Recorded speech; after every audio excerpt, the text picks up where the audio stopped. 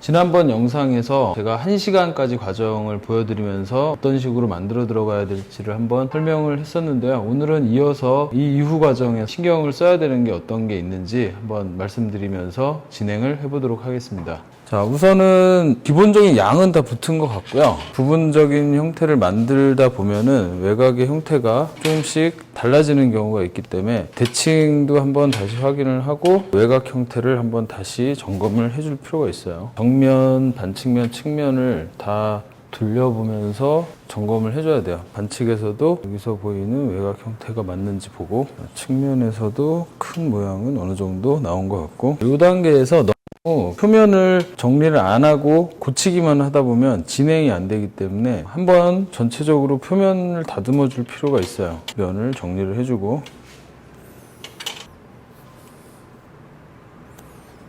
대부분 학생들이 시간 내에 못하는 이유 중에 하나가 다시 이렇게 덧붙여 놓고 그걸 그냥 나중에 또 하려고 그러면은 정리할 시간이 따로 필요한 거죠. 그래서 만약에 양이 부족해서 덧붙인다 그랬을 때는 붙이면서 바로 손을 좀 더 빨리 많이 움직여서 다듬어 주는 게 좋아요. 일단은 얼굴 쪽 한번 다시 진행을 해보도록 하겠습니다. 눈이 약간 더 커진 것 같거든요.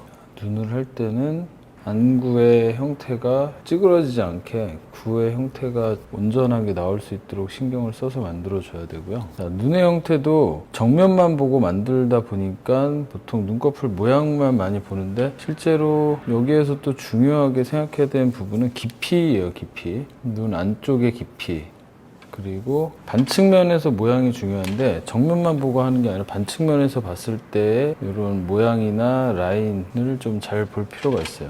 자, 눈꺼풀을 할 때 윗눈꺼풀 같은 경우 이렇게 좀 밑면이 보이지 않게 약간 비스듬히 들어갈 수 있도록 해줘야 돼요. 밑면이 보이게 되면 모양이 좀 달라 보이기도 하고 눈꺼풀의 두께도 좀 달라 보일 수가 있기 때문에 더 들어가게 파서 그림자가 좀 진하게 질 수 있도록 해주는 게 좋을 것 같고요. 눈동자는 하기 전에 위치랑 크기, 모양들을 확인해서 한번 스케치를 해주고 위치가 정확히 맞는 것 같다 싶으면 파서 묘사를 해줘야 되는데 한 번에 이걸 다 만들려고 하기보다는 눈의 형태를 한번 다듬고 코나 입까지 내려오는 게 좋을 것 같아요. 코 형태를 보면은 콧대 모양이 이렇게 떨어지고, 자, 코의 모양을 만들어 줄 때도 측면하고 반측면 형태, 콧구멍의 모양 같은 거를 많이 관찰을 해서 해줘야 돼요. 입 같은 경우 만들다가 입술량을 붙이면서 만들기 때문에 측면에서의 양이 튀어나오는 경우가 있는데 한 면에서 오래 보고 만드는 습관은 안 좋은 습관이니까 의식적으로 그걸 좀 생각하면서 진행을 해야 될 것 같아요. 입술의 모양이 지금 송곳니 있는 부분이 좀 튀어나와서 윗입술의 라인이 뾰족하거나 하지 않고 둥글게 들어가요. 그리고 인중의 파인 부분도 깊게 들어가지 않아서 그냥 이 라인이 이렇게 쭉 이어져 있는 것 같이 보이는 이런 입술이고,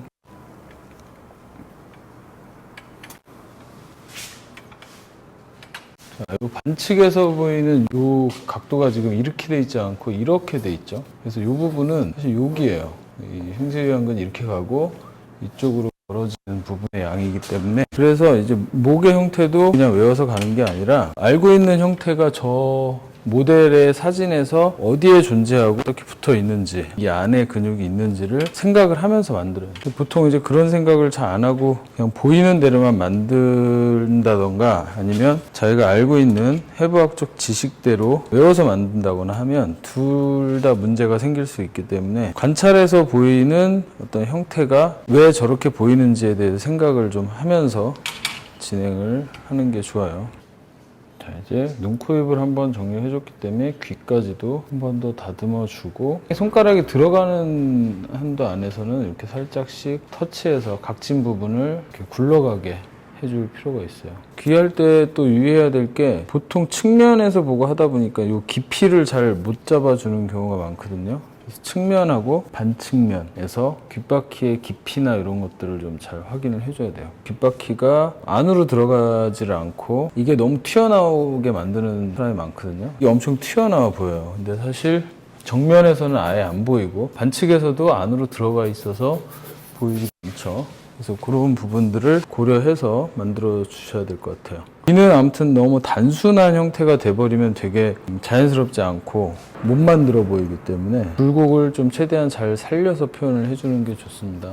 자, 이제 눈, 코, 입, 귀가 한번 형태가 구체적으로 좀 만들어졌기 때문에 이제 머리카락을 좀 해볼 건데요. 머리카락은 우선 붙일 때 어느 정도 덩어리를 좀 나눠가면서 붙였기 때문에 지금은 외곽의 형태들은 어느 정도 잡힌 상태고요. 이제는 좀 결을 세분화시켜서 만들어주는 거를 좀 진행을 해볼게요. 머리카락을 묘사하는 방식은 되게 다양하고 어차피 요 부분은 그대로 재현이라기보다는 약간 표현이 들어가야 되는 부분이라서 각자 자기한테 맞는 스타일로 표현을 해주면 좋을 것 같아요. 예를 들면은 결을 세부적으로 다 파서 엄청 머리카락을 선적으로 표현을 하는 그런 사람들도 있고, 아니면 덩어리를 어느 정도 나눈 상태에서 너무 이렇게 파서 선으로 보이지 않게 하는 사람들도 있는데, 저 같은 경우는 시작과 끝 쪽을 조금 더 묘사를 하고 중간 부분은 살짝 생략을 해서 덩어리로 좀 안감이 느껴질 수 있게 그렇게 하고 있거든요. 이 팔 때 머리 결을 너무 규칙적으로 같은 두께로 하는 건 좋지 않은 것 같아요. 머리카락의 속성 자체가 불규칙하게 뻗어나와 있는 형태다 보니까 그런 속성이 좀 잘 드러날 수 있도록 굵고 가늘고를 섞어서 그렇게 표현을 해줬을 때 좀 더 자연스러운 머리카락의 느낌이 나니까. 그리고 파낼 때는 너무 세우기보다는 약간 눕혀서 하는 게 좋아요. 눕혀서 이런 식으로. 그리고 파낼 때도 이게 살짝 속도감 있게 매끄러운 곡선이 나올 수 있도록 해주셔야 될 것 같아요. 그리고 이렇게 짧게 민 머리는 뭐 어쩔 수 없이 조금 이렇게 긁어서 짧게 처리를 해줘야 되는데, 이때 너무 세워서 그림을 그린 것처럼 되는 것보다는 그래도 양으로 표현이 되는 게 좋겠죠. 전체적으로 봤을 때 너무 튀지 않도록 해주는 게 좋을 것 같아요. 또 조심해야 되는 게, 이렇게 투블럭의 머리를 할 때 옆에 올려친 부분이랑 위에서 덮은 머리의 턱을 너무 과하게 줘서 연결이 안 되는 경우가 되게 많은데, 사실 정면 사진이나 이렇게 보면은 턱이 안 느껴지죠. 자, 여기 옆에서 봤을 때는 짧은 머리, 덮은 머리에서 이거와 이거의 층이 막 이렇게 나 있을 것 같지만 실제로 그냥 이어지는 느낌이에요. 여기도 마찬가지로. 그래서 외곽의 형태를 잘 유지할 수 있도록 신경을 잘 써서 만들어줘야 된다. 저는 주로 이제 4시간 시범 보일 일이 이렇게 많지는 않긴 한데, 옛날부터 이렇게 만들 때 하기 싫고 귀찮은 데를 좀 먼저 했던 것 같아요. 대부분 좀 반대로 하는 학생들이 많은데, 근데 이런 짧은 머리가 참 귀찮긴 해.